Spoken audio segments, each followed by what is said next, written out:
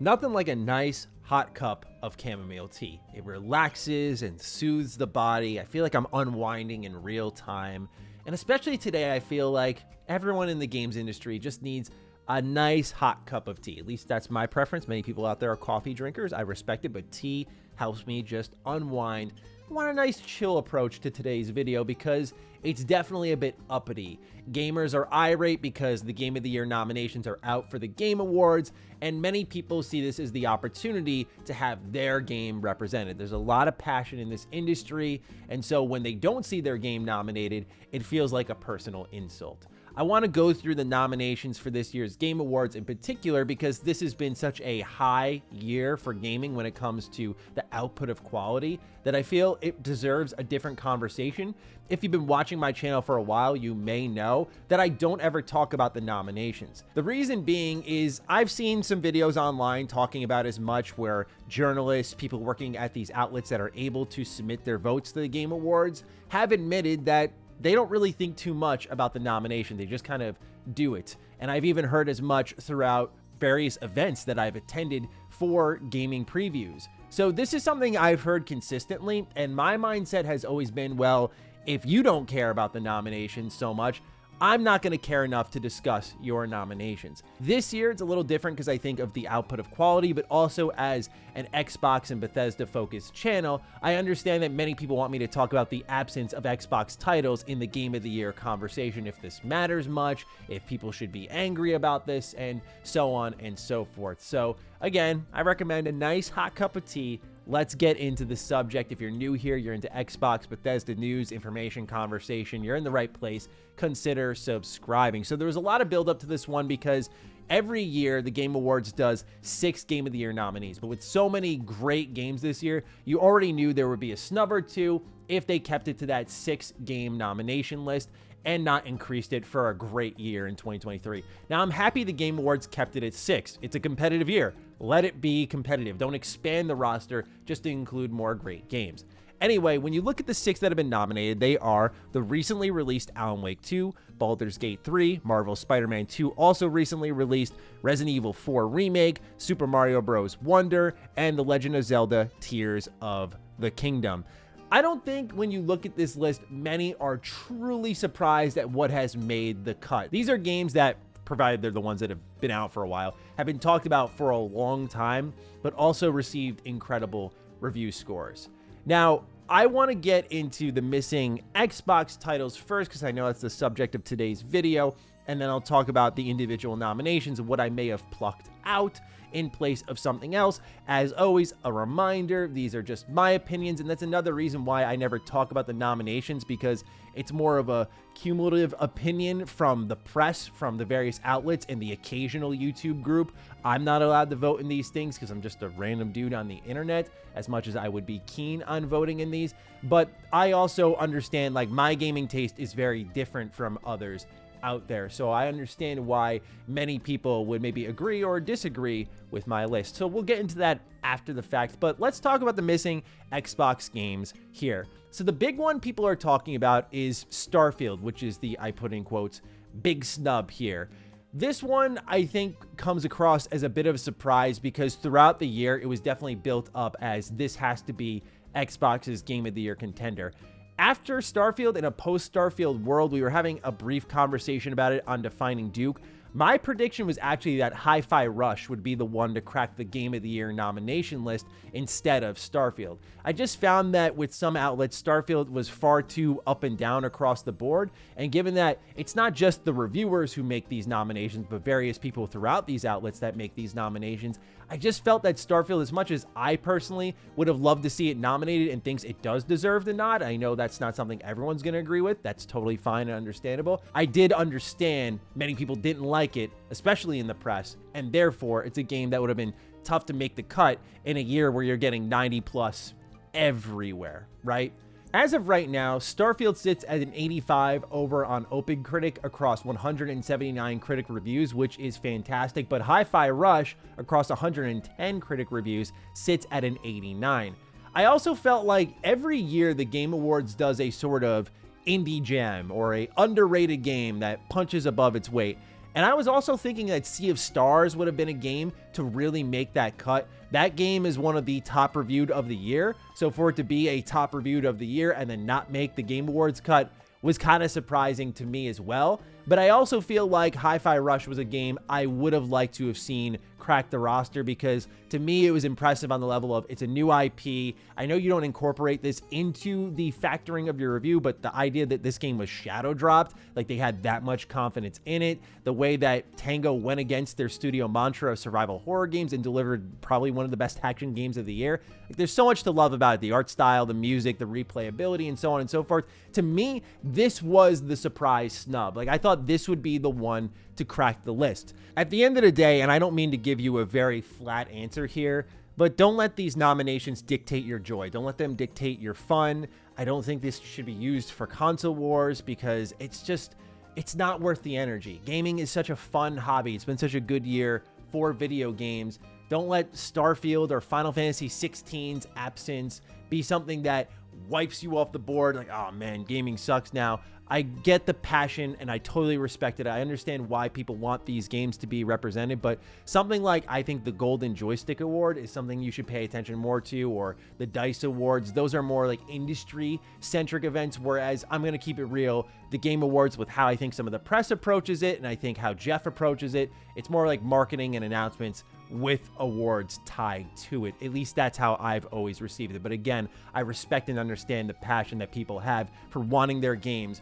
represented. But the good news is all these games have been really successful. Now, the question with all of this may be, all right, Matty, let's say you're playing with a ton of power. What games are you taking out? What games are you plugging in? The most controversial one on this list, if you're to go by Twitter, for example, has been Resident Evil 4 Remake. Many people are saying in a year like 2023, we just don't have room for a strong remake on a Game of the Year nomination list, and that there's a lot of games that could have been swapped in for that one. And I'll just say I could join that chorus and sing along too. I see where people are coming from. For me, I wasn't totally in love with Resident Evil 4 Remake. I'm much more partial to Dead Space, and Dead Space Remake was phenomenal. But did I want to see that nominated? No, at the end of the day, not really. They made enough changes in Dead Space Remake to, I put it in quotes, warrant some sort of nomination, because they changed the story, they changed how the gameplay handles, the visuals. It's a high effort project. Same for Resident Evil 4 Remake. These are impressive games, and they're not fully one-to-one remakes, but they're close enough. The blueprint is there, no doubt about it, for them to, I would say, for lack of a better term, make the game in an easier manner compared to starting from scratch. To me, it's that slot there that I would say is likely Starfield or Hi-Fi Rushes, but I also want to offer a different perspective. Now, I'm not fully aware of how exactly votes are tallied up, but to my understanding, ballots are submitted from the press and everyone has their own votes, and that's how it's counted up. I wonder if, because Baldur's Gate 3, you see this one picture of Sven Vink and you think to yourself, this is the studio head of Larian, look how many awards this guy is taking home. It creates this thought in my head of how all these nominations are laid out, right? So you see here that Baldur's Gate 3 is listed among all of these.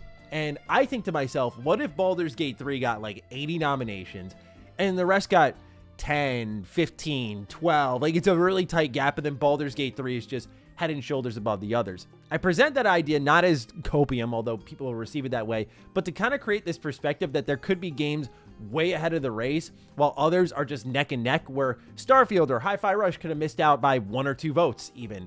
So that's another way of looking at things, is that I believe personally, as someone who's playing through Baldur's Gate 3 and wrapping it up shortly, that there is a clear runaway game of the year this year. I think, again, looking at all the hardware that Sven Vink took home, there is a clear runaway bona fide game of the year winner this year that's doing something that no other game is really doing. So I think it should be aptly rewarded for that. I'm just saying, but that's my personal take. Of course, as a huge RPG fan, I have my own biases. I've seen people going for Nintendo with Super Mario Bros. Wonder, and even a handful of people cherry picking out Spider-Man 2. Spider-Man 2 is not a surprise to me based off critic reviews. I really did enjoy Spider-Man 2, just not as much as the first one. If you were to ask me, I wouldn't be nominating that one. I don't know if it's going to make my top 10 personal Game of the Year list this year, because I just had too many little problems throughout my experience, but your mileage may vary. Super Mario Bros. Wonder was a game that I'm not too surprised. I think if you look at the history of